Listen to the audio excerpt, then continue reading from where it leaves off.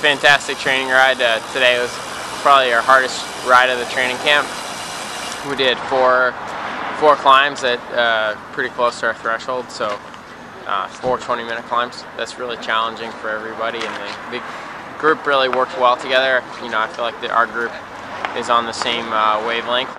Everybody worked hard and stayed to their training more or less, and we all got through it together as a team. So it was, you know, it's a ride like today that you know, doing a team training camp really pays off. You know, if you were to see an objective like that at home and have to do that by yourself, it would be very daunting.